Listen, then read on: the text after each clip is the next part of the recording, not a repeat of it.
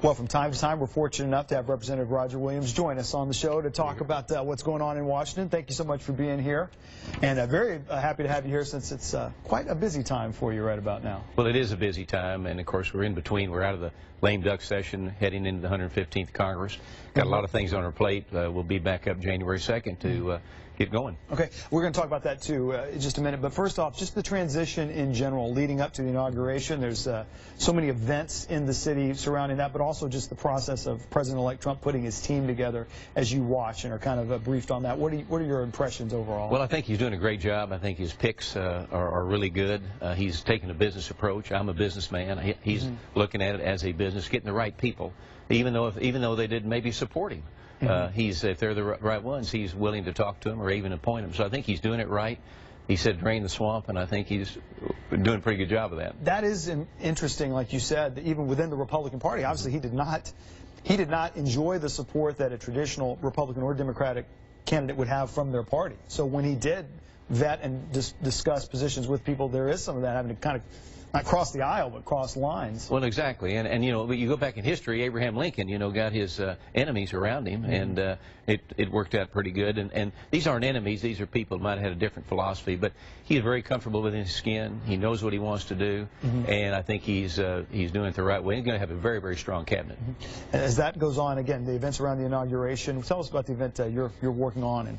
Well, I'm chairman of the Texas State Society, and which sponsors the famous black tie and boots that comes every 4 years, bipartisan, the big party to bring Texans up to Washington for the inaugural. And we're working on a great function. It'll be January 19th. People can go on the Black Tie and Boots website, get their. You could have 10,000, 15,000 people this year at the Black Tie and Boots. That should be an exciting time, and that's a good point. The inauguration, for all what happens before and what happens after, that is a big bipartisan event. Hopefully, a celebration of the transition of power and democracy. Well, exactly. That's what America's about. Yeah, we're able to go from one party to another, do it peacefully, and this is a celebration of it. And you know, we get some Texas flavor in now. You know, with Governor Perry being Secretary of Energy and nominee Secretary of State Rex Tillerson from Texas. So we got a lot to talk about, a lot to celebrate. Yeah, from the University of Texas, too, right down the street there. Then when you do get back to work, I know what you're talking about is kind of changing the culture as it relates to small business and regulations. And that, of course, that will be that's a very broad topic that takes a whole bunch of different forms. What will your focus be as you get back to work? Well, the last 8 years have been hard for Main Street American small business, and I think once we get back to work, President-elect Trump has talked about we've got to repeal and replace. He says, I'm kind of a repeal and maybe no replace Obamacare, but we've got to address Obamacare. We've got to address the military. I represent Fort Hood. The military's been devastated the last 8 years. We've got to address that.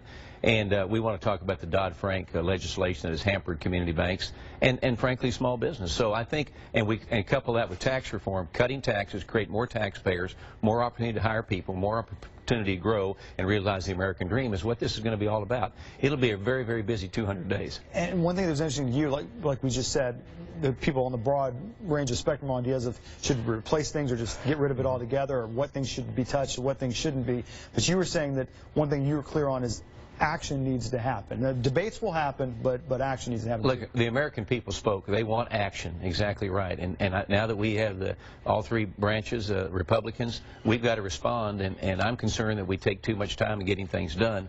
The Americans said, I want it done now, and that's what I'm going to be focused on. I think that's what's going to happen, like I say, the first 200 days. We will certainly be watching. Representative Roger Williams, we appreciate your time as always. Good luck with that. Good luck with the party planning as well. And happy holidays.